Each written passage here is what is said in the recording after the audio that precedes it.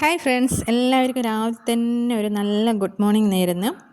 ഞാൻ എൻ്റെ കിച്ചൺ ഏരിയയിലേക്ക് ഫസ്റ്റ് തന്നെ വന്നിരിക്കുന്നത്. എൻ്റെ കിച്ചൺ ഏരിയ എന്ന് പറയുന്നത് വർക്ക് ഏരിയ ആണ്. അവിടെയുള്ള വിൻഡോസൊക്കെ ഒന്ന് ഓപ്പണാക്കി, വിൻഡോസ് ഓപ്പണാക്കുമ്പോൾ നമ്മളെ സൂര്യഭഗവാൻ അങ്ങ് കിഴക്ക് ദിശയിലേക്ക് ഉദിച്ച് വരുന്ന കാഴ്ച മക്കളെ ഒന്നും പറയാനില്ല. നല്ലൊരു വൈബാണ് കേട്ടോ രാവിലെ തന്നെ. പിന്നെ എൻ്റെ രാവിലത്തെ പണികളൊക്കെ തുടങ്ങിയിരിക്കുക. ഞാൻ തലേന്ന് കടല കുതിർത്ത് വെച്ചിരുന്നു വെള്ളത്തിൽ. അങ്ങനെ നമ്മൾ കടലക്കറി ആക്കുന്നു. 3-4 വിസിൽ കടല ഉപ്പൊന്നും ഇടാതെ ഒന്ന് വേവിച്ചെടുക്കുമെന്ന്. പിന്നെ ഇന്ന് അരിദോശയാണ്. ചിലയിടങ്ങളിൽ ഇത് നീർദോശ എന്ന് പറയുക. അരി തലേന്ന് കുതിർത്ത് വെച്ചിരുന്നു വെള്ളത്തിൽ. ഇപ്പോൾ രാവിലെ അരക്കുമെന്ന്. ഞാൻ ഇതിൻ്റെ കൂടെ ചോറാണ് കൂട്ടുക. അപ്പോൾ ചോറില്ലാതെ കൊണ്ട് ഞാൻ അവിലാണ് എടുത്തത്. അവിലും കുഞ്ഞുള്ളിയും കൂട്ടി ഒന്ന് അരച്ചെടുക്കുമെന്ന്. പിന്നെ അതിന് ശേഷം ഒരു കട്ടൻ ചായയും ചിയ ചീഡ്സ് ഇട്ടിട്ട് കട്ടൻ ചായ കുടിച്ച്. പിന്നെ ദോശേൻ്റെ കൂടെ ആ തേങ്ങ അരച്ചതിന് ശേഷമാണ് കേട്ടോ കൂട്ടിയത്.